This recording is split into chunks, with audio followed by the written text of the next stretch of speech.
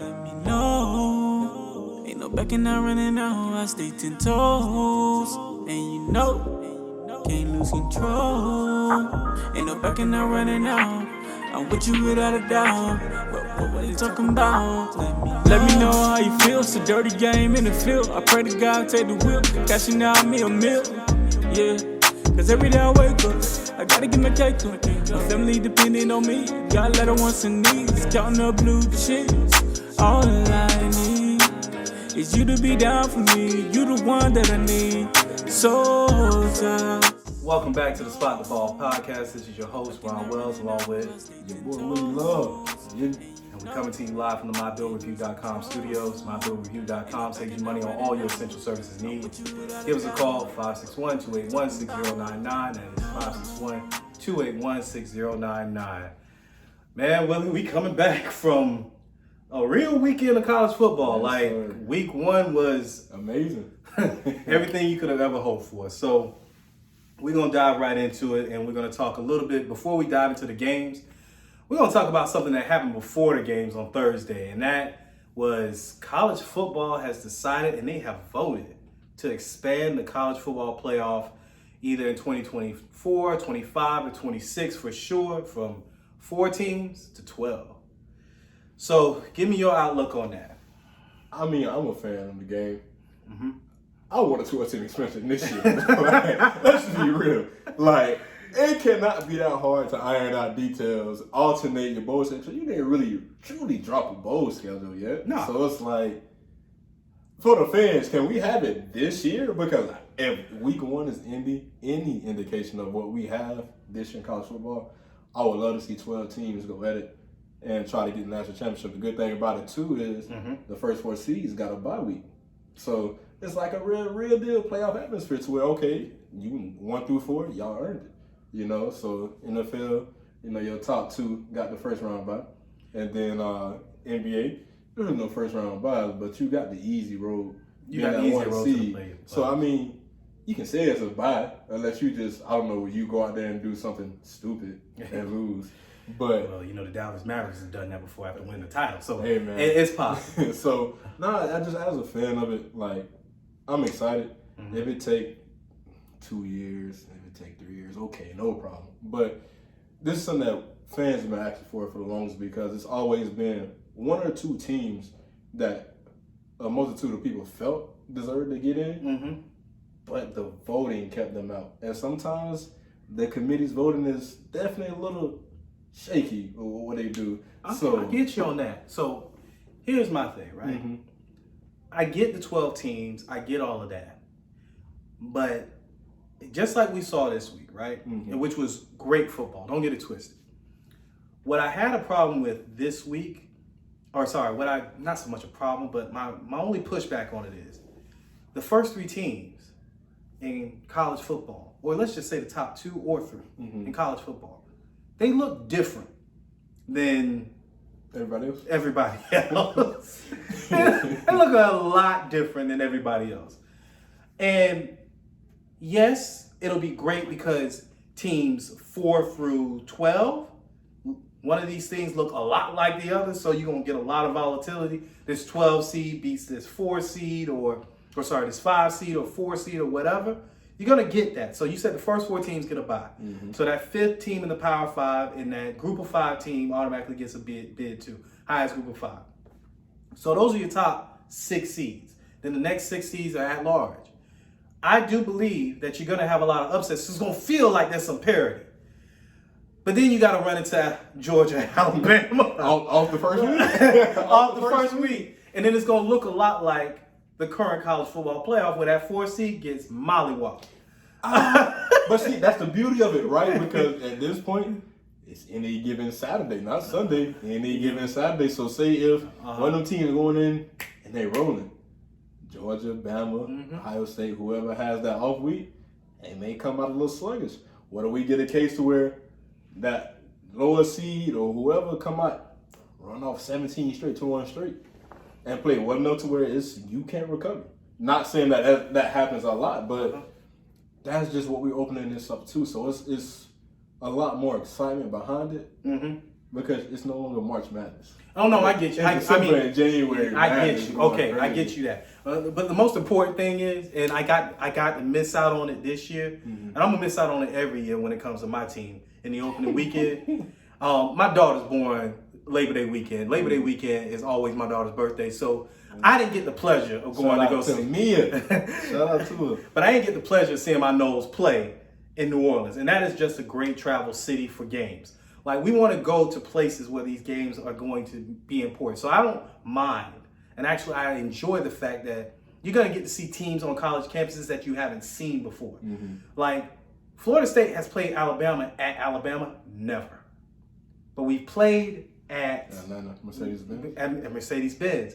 Alabama's come to Florida State once in the past 2 decades. So I want to see those types of matchups on the campuses. So the first 6 games will be on campuses. But those next week games, when you got basically, 8 teams left, I want to go to Vegas. I want to go to LA. I want to go to New Orleans. I want to go to Dallas. Everything's 30 minutes away in Dallas. Have you ever been to Dallas in the Metroplex?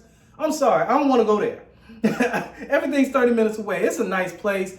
This is not a shot at Dallas. It's not a shot at Austin. But it takes 30 minutes to get everywhere. I want to go to Miami. Even though I'm down in South Florida, it still don't take 30 minutes to get everywhere. So I want these places where the next 4 games are being played, where the 1 seed, the 2 seed, and 3 seed, and the 4 seed who got to bye, the teams that are coming to play them, I want it to be at places where it's a vacation destination, where all of them, not just the media, but the fans can have that real experience. New Orleans, by all accounts, was taken over by Florida State, but they still had a bunch of people from Baton Rouge come over too, so it was split almost like a Florida-Georgia game. You want that type of atmosphere? Las Vegas is primed for it. You see that new stadium. Yeah, Dallas has a great stadium, but like I said, it takes 30 minutes to get anywhere. And if people don't know this, if you've never been to AT&T Stadium, there's a Walmart, the biggest Walmart in the world, in the background. Like, Walmart's across the street. You got the French Quarter in New Orleans. You got the Las Vegas Strip in Las Vegas. You got downtown LA is like, all right. Yeah. Before you, I want that. Before you go into your past, we going. I want that. So he's excited. He wants to. I want to travel. What you said your initials was? I want to get raw. I want to get a little raw. We gonna keep it PG. We're not gonna get raw. But that's what I'm saying is that I want the pageantry the first 6 games. I do. But after that, I want it to be a little bit. I don't want to say corporate. I want to be a little bit more fun. And I think they're gonna give us that. I hope, but it'll be a case where they can have for every game. Yeah. It's a neutral site because it's the playoffs, and I understand. Yeah, you want to have home field advantage, but let's do it differently. Let's go. Everybody got to go somewhere to where it's like middle ground for both teams. So if your fans travel well, they travel well. And that's going to be your home field advantage if your fans travel well. Yeah. Because we give them the fans what they want. Then y'all got to come and support your boys. All right. As simple as that. So let's talk a little bit about these past weekend games and where we hit the ball out of the park and where we ain't spot the ball very well at all. All right. So, I want to see what order we want to go through because I know one game we're going to have last. Well, I know my last 2. All right. So let's just go out with this shellacking first. Let's just go ahead and start off with Oregon and Georgia. Hey, we called it. I said take the points. And if you took the points, you were a smart man or a woman. Like we said, that game, it was a measuring stick for Georgia to see how dominant they were. And they moved the ball with ease.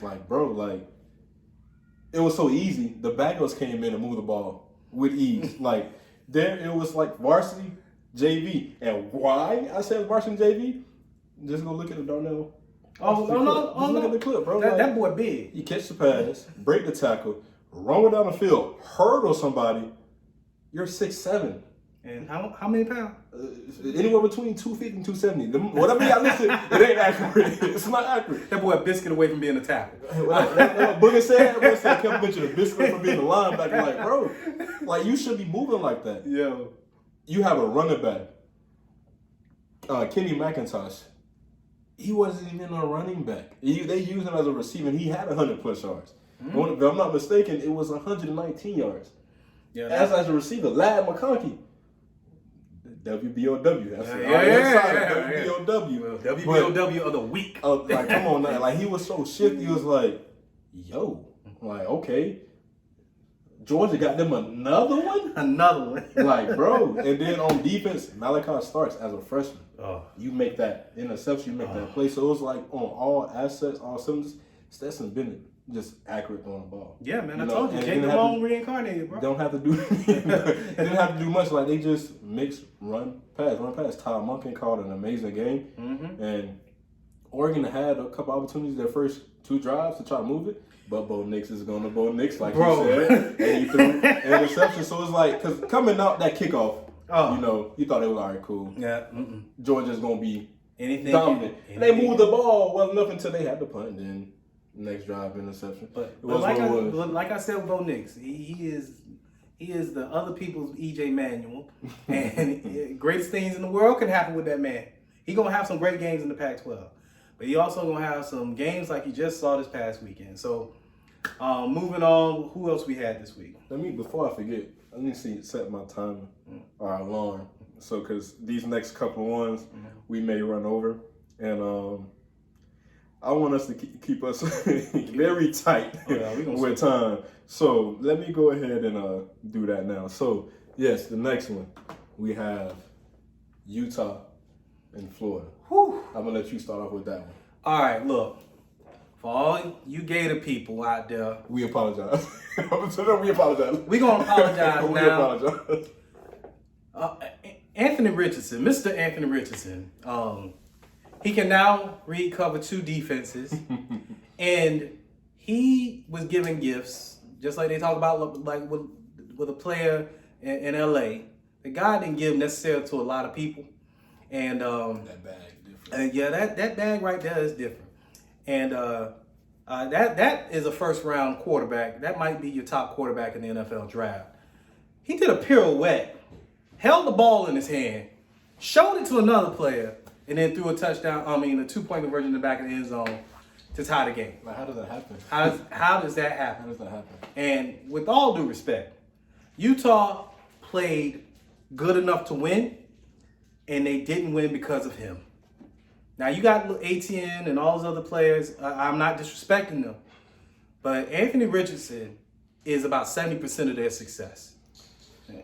I get, like I say, stat-wise, he was 17 for 24. He had 160 yards. 11 rushes, 105 yards, 3 touchdowns. So, this game, it wasn't solely passing. It was running the ball, because in his 2 games he had last year, he actually played in, 2 touchdowns, 2 interceptions in both.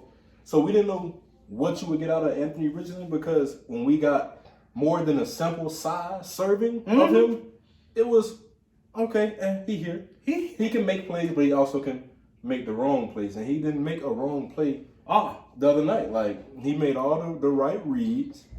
He took that ball down and took off like 45 yards.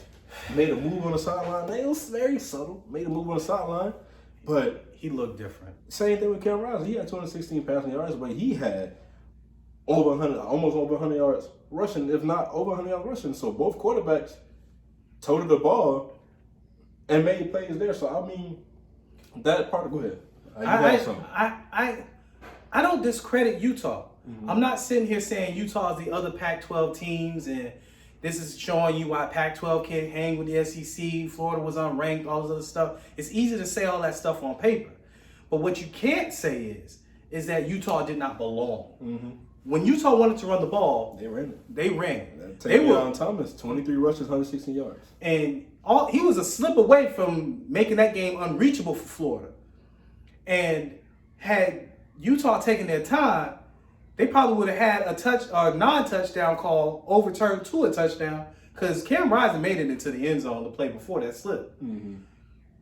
Utah is as good as advertised. Anthony Richardson is better than advertised. Yeah. Like I said, I would say we talking about advertised. Some of that wasn't advertised. Oh, gosh. He gave us a lot of free, and I'm glad he gave it to us. Brant Keithy is Keithy, I think. I don't know if I said it correctly, but that's Travis Kelce in college. 9 receptions, 106 yards, a touchdown. Swiss Army knife, can block. He was close to being WBOW.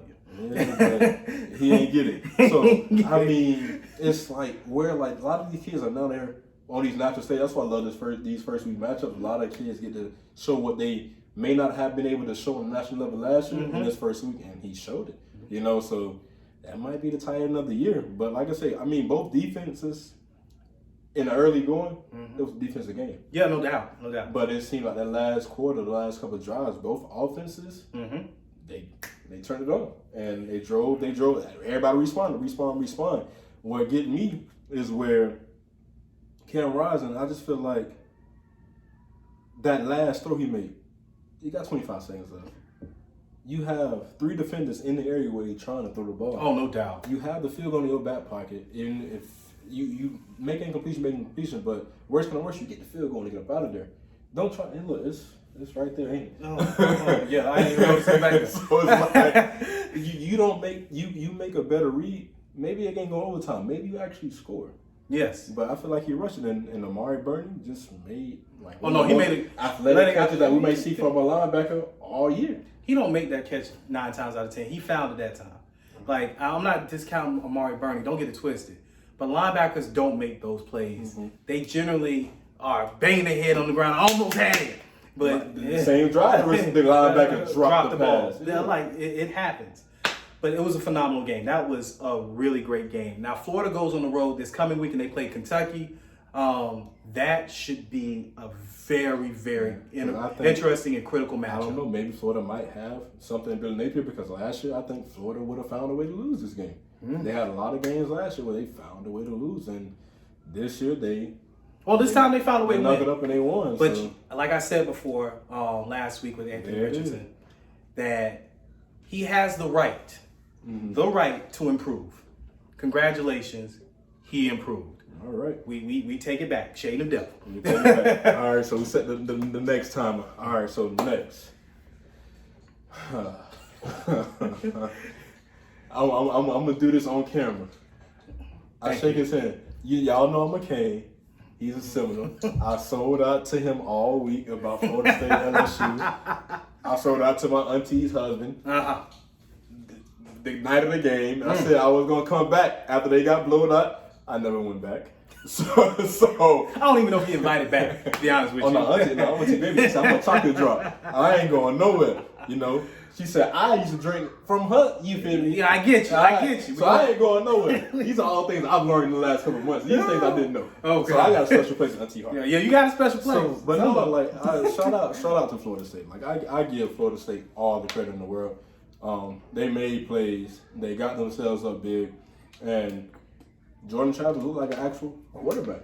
Yesterday. Like I always say, he's not a quarterback. I tell you, he sucked all the time. But first week, against LSU, okay, first week, because Duke Knees, he had the warm-up. It might be what it was. It might have been a warm-up. But I'm not going to take nothing from him. He had one heck of a game. He stood in the pocket, took that targeting call, which was as clear as day. If any definition of targeting, what happened to Jordan Travis was the reason why the rule was the rule, because that was clear. Launch, head or neck area. It was everything. Yeah. Oh, you on the sideline, buddy said, dang. He knew. So, but he stood and he threw a strike, you know, and he made a couple of great plays. And even though he had to take off a run, he did. My only thing is, I don't so much blame the players. I blame maybe play calling because play calling did everything to let LSU back in that game. You were up 2 scores, and you did everything possible to let them get back in the game to possibly win the game. You made it one heck of a play to block the PAT. But it shouldn't have got to that point. And like I said, I give all the credit to them. LSU, they have something there. It may take a little while to find it under a new coaching staff or what have you. But most credit to Florida State. They do what they have to do. It's your team. So I'm going to let you take over with your team before the time runs out. All right, so my take on that game is you saw a lot of improvement. And like I said in the previous segment about Anthony Richardson, Florida State as a team had the opportunity to improve. And I believed in continuity, but at the same time, I still didn't pick us to win this game. I actually thought that we would cover the spread, which was like 3 points. But at the end of the day, Florida State pulls out that win, and they do it in a very impressive fashion for most of it. But again, like you said, you had a problem with the play calling. I didn't necessarily have a problem with the play calling. I had a problem with the execution. Because there were times in this game, like you said, they let him back in. Akeem Dent had a phenomenal game. Jamie Robinson had a phenomenal game. Derek McClendon had a phenomenal game. They all three had plays in this game where they allowed LSU to get back in this game. Akeem Dent with the roughing the passer, followed by Jamie Robinson with a pass interference. That was a free 30 yards on that drive that allowed LSU to get to 17 points. The next drive thereafter, when they're playing prevent defense, LSU got sacked, got tackled in bounds twice. LSU also had a following play after the sack where Daniels is scrambling, and Daniels has a chance to be tackled at the 44-yard line by Derek McClendon. And Derek McClendon misses that tackle with 19 seconds remaining and no timeouts. There's no way you drop 50 yards out of the field with 19 seconds left. And no timeouts. They got to come up and spike the ball on third down to get it to fourth down. That's fourth down and 4 with less than 10 seconds left. That game doesn't get to that point if that tackle's not made. All credit to LSU for staying in the game, but LSU has a ton of talent. And for Florida State to not allow one receiver on LSU, even after a 99-yard drive, to not go over 5 catches or 50 yards in that game, when we thought that LSU's receivers were going to go off, all praises to them. And Jay Daniels did not account for but 11 yards in that game. That's game planning. Hey, let him beat you, but nobody else can. And I was tough. Like I said, Malik Neighbors, he had a tough game. Oh, yeah. You muffed 2 punts, and that could be game changer. Who knows what the outcome of the game would be if he doesn't muff those punts, No doubt. You have receivers throwing hissy fits But on the sideline. I think it went back and forth. Like, both teams had misfortune happen to both of them. Nothing so bigger than them 2 muff punts. Oh, my God. Because especially the second one, that's like, if it wasn't for that fumble on the toss play, That's 31 to that's 17. Game. That's ball game. There's no coming back. So if it wasn't for that, because I text you, I'm like, oh, it's game. Yeah. Game, he muffed it. Then I say, hold up, never mind. It ain't Not so fast, my friend. Because I'm like, in my opinion, why I say it was play calling, it wasn't the play calling in its totality of the ball game. No, it was really just that goal line. Those 3 sets of plays. Me, personally, I wouldn't call a toss play in that situation. I mean, understand dives or inside runs was called. But for me, it's like if I know the situation of it, and if we kick a field goal, we up 2 scores anyway. Yep. So they have to score, then get an onside kick, and then score again. Then that's the way I end the ball game. So. No, but Florida State pulled it out. I didn't expect them to be ranked. They are not ranked right now. I don't care about them being ranked right now. We got to face the bye week. Can we win the bye week? That's all right. Nobody gets hurt. Nobody gets hurt, and we got Louisville right after that. Louisville goes off to play UCF. Good luck to them because they behind bus up in Syracuse, and they can't focus on us right now because they got to worry about losing to UCF. Okay. so now our last game that we highlight this week was our upset pick of the week, and we called it. Old Dominion for the second time. It means 3 tries on their home field knocks off Virginia Tech. And before we really dive into it, I guess what's funny to me is as I was watching the game, when the quarterback, he scrambled and got hit and they thought he fumbled. You have players on the sideline waving bye-bye to the fans, and I'm like, oh, he was down. I was seeing, we get a look that they don't get because they're actually on the field. But I'm like, it's going to be funny because I just feel like Old Dominion is going to go down and score because every time you see something like that, it's deflating. It's like you wait until the fans buy and then they actually still got the ball. Yeah. And then you get the pass interference call going down and the receiver still makes the catch. Or it's not going your way. Oh, no. It's not going your way. But that's not the reason they lost. That's not the reason they lost. No. Go ahead. I'm going to let you finish. So I'm just gonna read you some stuff. Go ahead. That's telling why Virginia Tech should have won the game, but they didn't. So before I even get to why they lost it, time possession. If we look at time possession, Virginia Tech had time possession for 35 minutes 55 seconds to Old Dominion's 24 minutes, right? Old Dominion also lost 2 fumbles, right?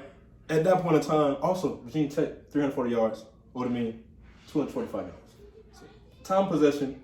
Outgained them, and they lost 2 fumbles, right? Mm-hmm. This is where they lost. Virginia Tech had 14 penalties against a Sunbelt team. That's where I was going to come in. They had 14 penalties. Grant Wells threw 4 interceptions. It's interception that you should not be making playing a competition like that. You're just like, it was one he just made the throw. There was nobody but an Old Dominion cornerback there to make that interception. And at that point in time, where Virginia Tech's outgained and they've gotten turnovers, it was the hidden yardage. Those interceptions are drive killers. The hidden yardage, even what was it?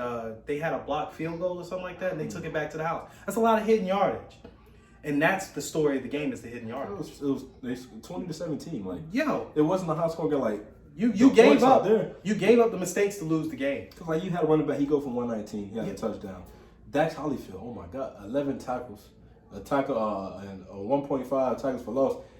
He could have iced the game when he picked up the fumble, but slipped. I'm like, bro, how do you slip? Like, that could have went to the end zone. But just for on Old Dominion side, Adi Jennings the third. See, I'm the third. He a third. Shout out to the thirds. You know, he had. You know, there has to be a second before you get to a third. I'm not worried about him. 5 catches, 122 yards. And I'm sorry, Dad. We're worried about a third, not the second. And then Jason Henderson, their linebacker, he had 16 tackles. So these players came to play, and they always come to play against Virginia Tech. Always come to play. This is the second time it's happened in 5 years. Like, we called it. If you watch the podcast, we called it. We may not have upset of the week this week. We may not, but no, it seemed that way, and just even in pre-production, we just like looking at games like, I don't know. It's something about this game. That's an upset. And for sure, we called the upset, and man, in my opinion, Virginia Tech might just be the new Duke of the ACC, because Duke steamrolled Temple, and we don't see Duke do that. So it's like, and that's where I was wrong. And and look, Duke winning 30-something to zip or something like that. They shut them out. And then, but the only upside of the coin, I got UAB demolishing who they demolished. Oh yeah, we gonna get into your picks. He had a solid week, but this week, boy, I got you. All right, you might go on 5. I got you. So we like winning over here. We above 500. Yeah, so like that was our college games of the week, and just going forward, NFL is back. Woo! NFL is back. Big boy football. NFL is back, and we don't really have no picks or games to watch really for you this week because, like you said, it takes like 4 weeks for you to really get a feel of who is who and what is what. Yeah. So what we're going to do here, we're going to give you offenses and defenses to watch. And then we're also going to give you our Super Bowl picks. So something slight, maybe a little fun segment. We might have a little fun here and there. Throw a little joke, but there's nothing serious this week because it's first week. You got no matchups. You got Thursday night Bills versus Rams. It's a great matchup. Yeah, very much so. Sunday night matchup, Bucks versus Cowboys in AT&T Stadium. So, and it's a repeat of last year, so you're gonna want to see it. You know, they did that in Tampa last year. So you pick who you feel like you're gonna pick. We're not giving you no picks to go and bet. We gave you picks last week for college football to bet, and look, we feel good about how we started off the season. We ain't trying to mess that up. And it's crazy because we got so excited. We skipped over something. Go ahead. We forgot to talk about our 2 games of the week for college football. Oh. And maybe NFL is there and we're excited. But college football, so our 2 games of the week that we have coming up, we have Alabama versus Texas. And we got Tennessee and Penn State. I said we didn't have upset of the week for you. Or Pitt, I'm sorry. Tennessee. I said we didn't have an upset of the week, but I do. I lied to you. Again, I got all excited. Take Pitt. I'm taking Pitt against Tennessee. Pitt did let West Virginia come back late and make it a close game, but it's first week, Thursday night too, so you don't get as much time in preparation as everybody else do to try to clean up a lot of things that you got through the offseason. And so, as you can tell, that West Virginia Pitt game coming up, it was a filling out process because both teams had drives with 3 and outs where it wasn't really moving the ball well. That's the line we had finished early, but we all good. They had drives where it's like, okay, I see that they're trying to figure some stuff out, and they did. And they kind of went up big, but then again, West Virginia no slouch. I think they didn't get a lot of credit that they deserve because we might have went in based off of what happened last year and what they lost. Yeah, we maybe written them off when especially them being what they were 17-point underdogs. Yeah, we lost. Or was it 7.5? 7.5. It was 7.5. 7.5-point underdogs, and so we didn't really give them no credit, but they came out and played. But again, this first week, you both got to figure it out. So, in my opinion, just off of recent history with Tennessee, I understand that they're ranked. They have Hendon Hooker from Virginia Tech. Yep. You know, as a transfer quarterback. I just like Pitt in this instance. You know, Pitt did what they did last year with Kenny Pickett. And no Kenny Pickett not there, but Caden Slovis is still a solid quarterback, threw for 300 yards against Virginia. Yeah. So, my upset of the week, take Pitt for the upset. Don't take no points. Take the run line. Go Pitt. All right. So on that matchup, I take what you say and I take it with much respect, especially with the whole Tennessee on Tennessee. They're gonna volunteer to lose. I get all of that. Until, like I said, they volunteer to get their behinds whooped. But the defense has a lot to shore up from Pitt, and hopefully they take this week where they let West Virginia, you know, have a receiver that kind of went off on him a little bit, even though he lost the game for. Look, I forget buddy name, but number 0. Yeah, you are a dog. You are a dog. You a dog, and I hate that your game got overshadowed by that interception, but at the same time, I think that's a wake up call for Pitt secondary, because the way they played was not normal like a Pitt secondary plays. So I'm willing to lean your way on the money line. It's just I know how explosive Tennessee's offense can get, but Tennessee I don't think can stop Pitt. I think that Pitt can stop Tennessee to a point. It's just, can they do it?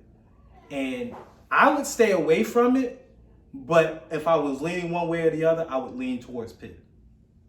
So that's my take on it, but that's the upset pick of the week. I'm gonna ride with my boy L. We're gonna see if the third rides over the second on this one, because I'm riding with you on this one. All right, we're gonna see. The great Willie Love. We're gonna see. So then the next game, I should say, is Alabama and Texas.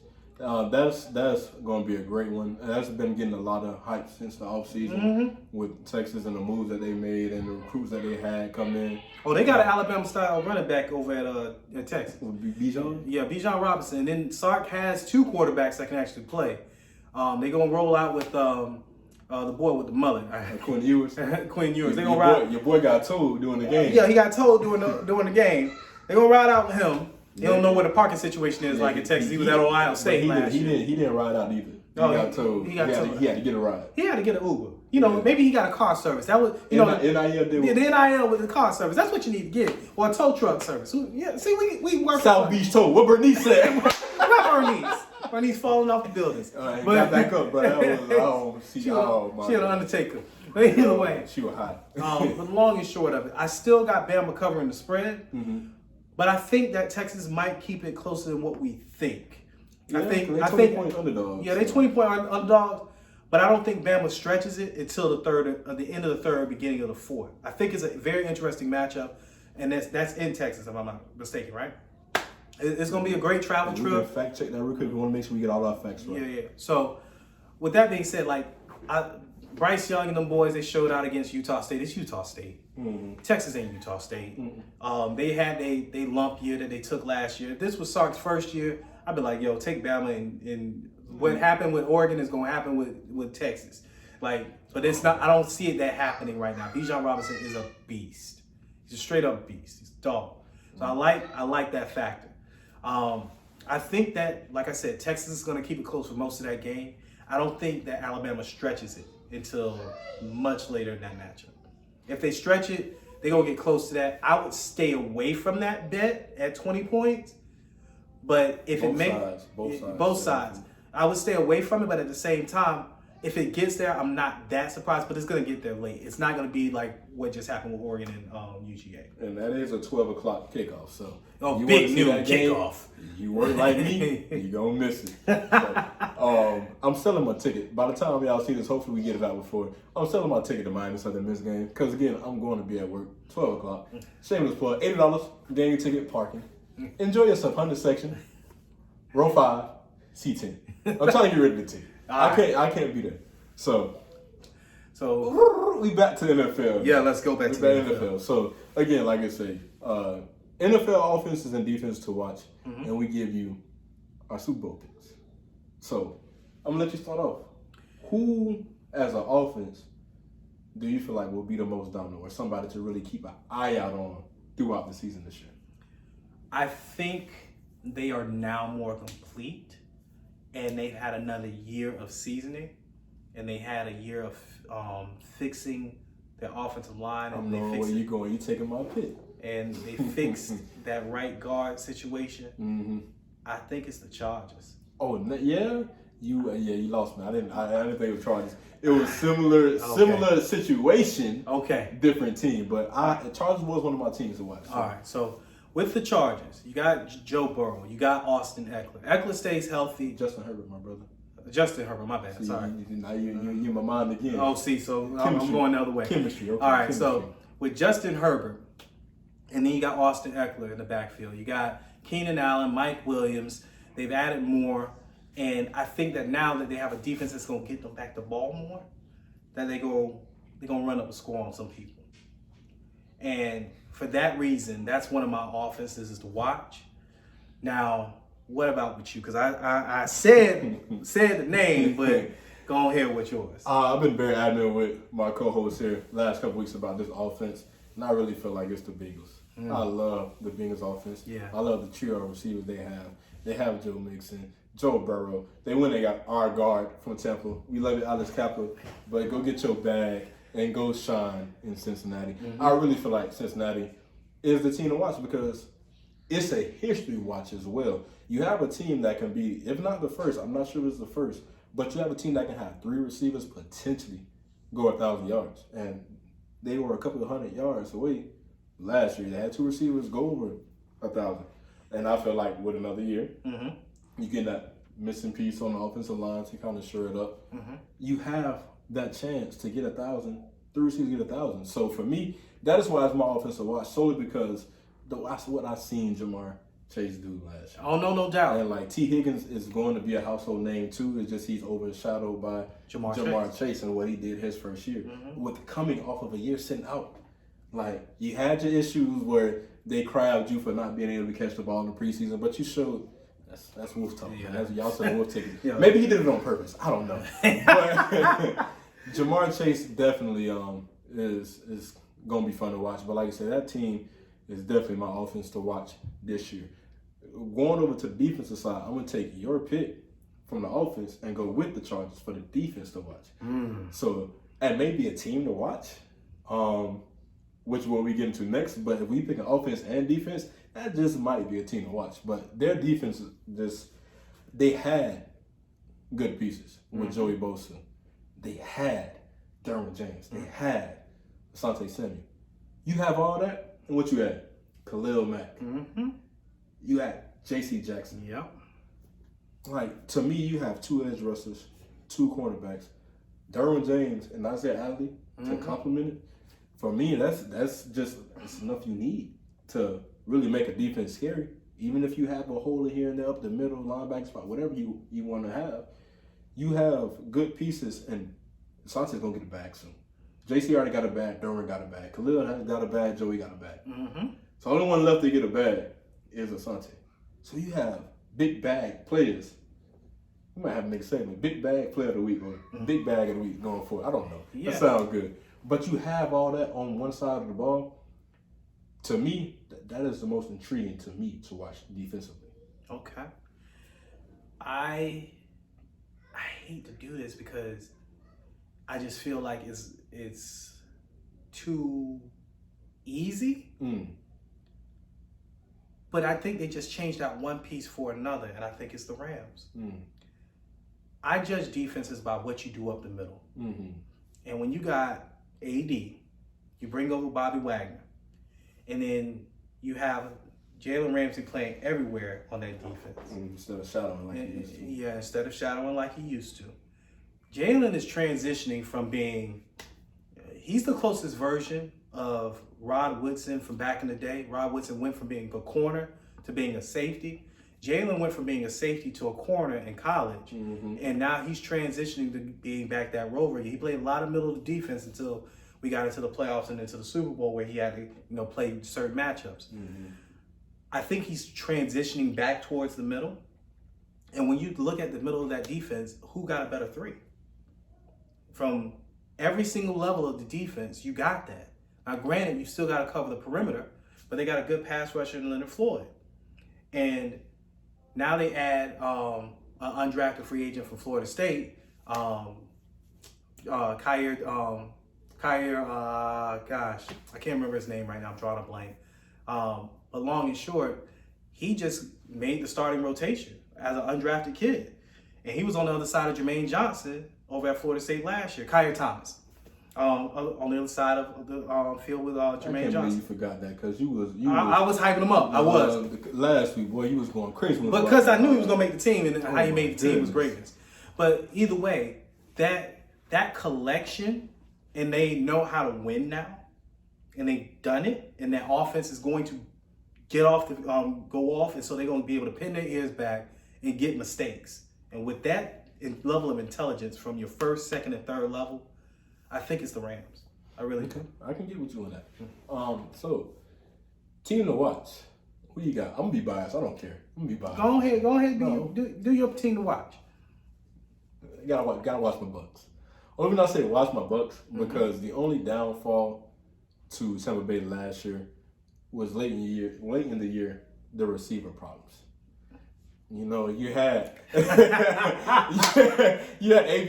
go out on us again in New York in the Meadowlands. Yeah, I know.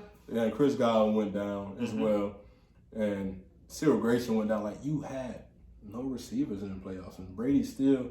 I had an argument with my coworker. He was like, "Do Brady really deserve number one?" I said, I don't have no problem with it, but I say these are players making these votes, these rankings. So I respect it because I'm just a fan. So if the player's saying he's number one. But I said maybe they're judging off of, especially in the playoffs, what he didn't have. You missing Tristan Wirfs as well. Yeah. So it's like you're missing a lot on offense, and you went down early against that defense that just replaced a piece, and you come back and you make it a game. You just have that blunder on that last drive, and they go and get the field goal and then eventually win the Super Bowl. So to add Julio Jones to the mix, I'm sad that they actually cut Tyler Johnson. I wouldn't have imagined them cutting Tyler Johnson. I probably would have cut Scotty Miller, in my opinion. But maybe Brady loves a little scooter. Yeah. And that's all it takes, and that's all you need. If Brady loves him, you keep him.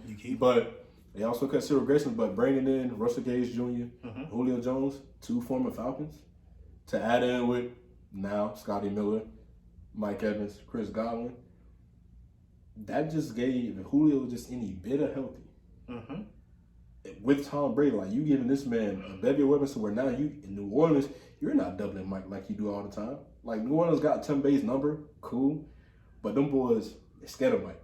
I'm just feel like you were saying something. I don't care. You're scared of Mike because every week you let everybody else go off. It's Marshawn and the safety, so Marshawn Lattimore, you say you're a dog, you might claim you be a dog. But I want you to one-on-one by yourself, no safety help, lock up Mike. Then I'll say you a dog. But until then, I don't like the Saints anyway because Chauncey Gardner-Johnson hurt Chris Godwin on purpose, and they think it's cool. So I really don't like the Saints. I really don't. But that's just me. Well, you ain't gotta like the Saints. Well, you can start liking them a little bit more because Chauncey Gardner is now in Philly. No, it's still gonna be gone because I'm tired of losing to them. I'm tired of it. Well, you're not gonna like my pick because the team to watch for me is the Saints. You can have it. So the Saints, although they lost Armstead at tackle, they bring in Penny, and he's had one of the best preseasons of a rookie tackle in the league. You already have Ryan Ramczyk on the other side on the offensive line. They solidified the offensive line throughout the offseason with nice little pickups.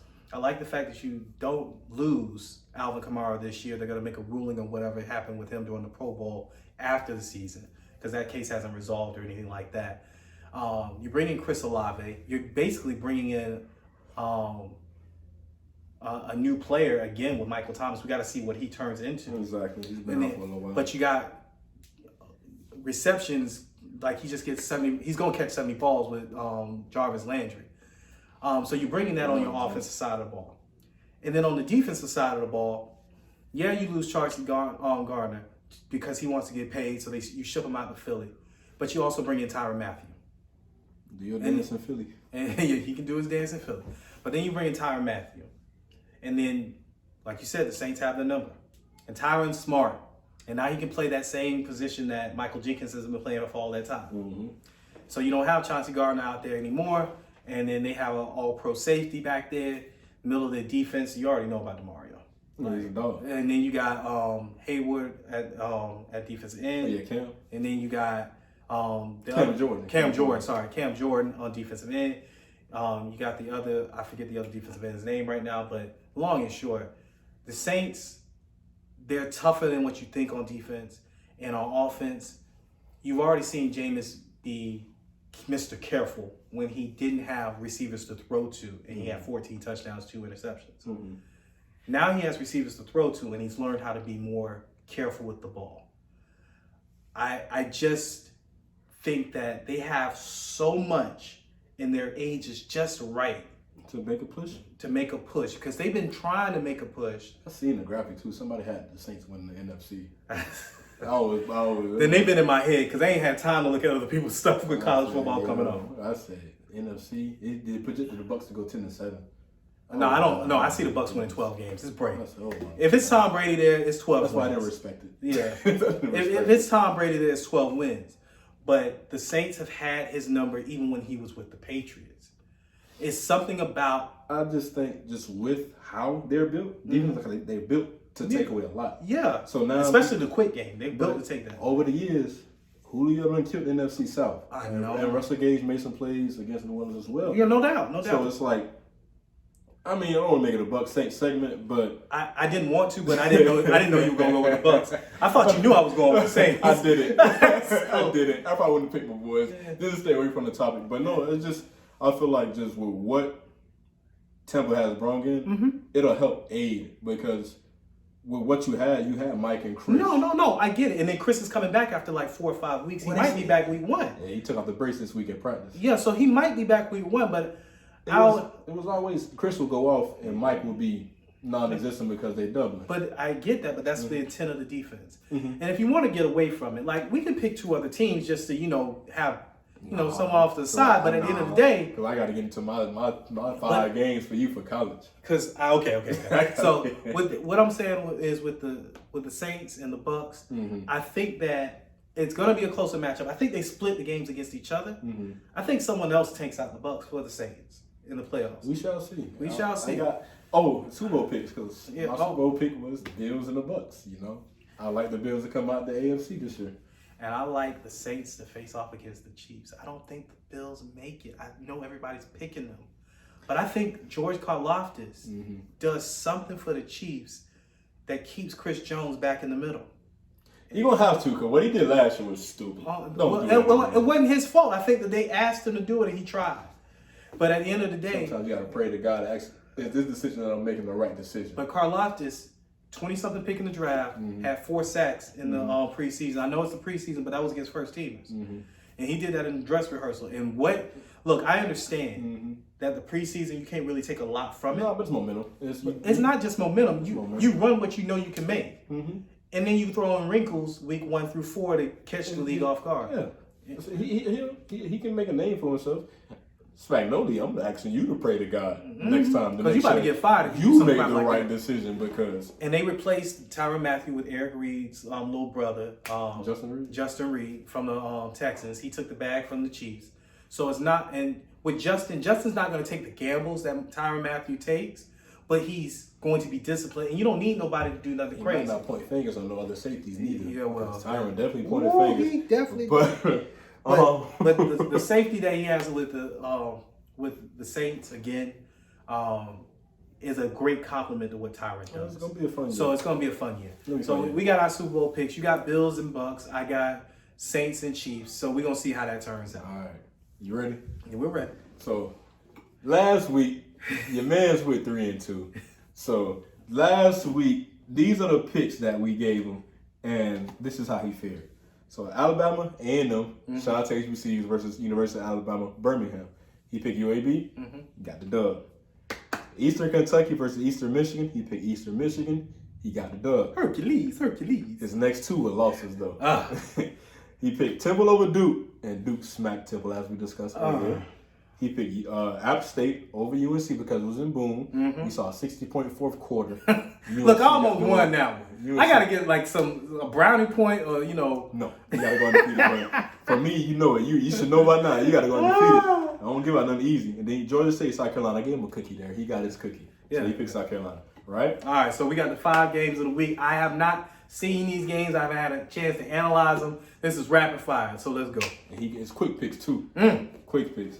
So, University of Texas San Antonio versus Army. UTSA. All right. Eastern Kentucky versus Bowling Green. Ooh. Let me go Eastern Kentucky. All right. FIU versus Texas State. Oh my God. After what I just saw FIU almost do, oh my gosh, they almost lost to St. Francis or St. Croix. I don't know who it was. Look, I'm gonna go with the other team. Texas State. Yeah, All Texas State. Texas State. I didn't even know Texas State still existed. It still get worse. McNeese versus Rice. Oh man. Okay, look. I don't know how I know this, but Rice had 4 wins last year, and Rice just got trounced by USC. I'm gonna go McNeese State. I want to see the HBCU win. All right. All right. Nichols versus University of Louisiana Monroe. ULM. For some reason, my NCAA football 2014 days, ULM have a quarterback that can run around. So I'll go with that. 2023, July, NCAA. We back, baby. We back. It's been too long since 2014. We back. Yeah. So, those are his picks. We're going to see how he fares this week. I know you texted me earlier a picture that you wanted to kind of talk about when we did the show. So I'm going to put the graphic up for you all that he sent me. Go get a courtesy to whoever posted it. But I don't know where he's going to go with this. He just said he wanted to talk about it in the show. All right. So I'm going to sit back and take this in and see where this goes. So on the graphic, basically it had all the SEC coaches, and it had them doing different professions than being a coach.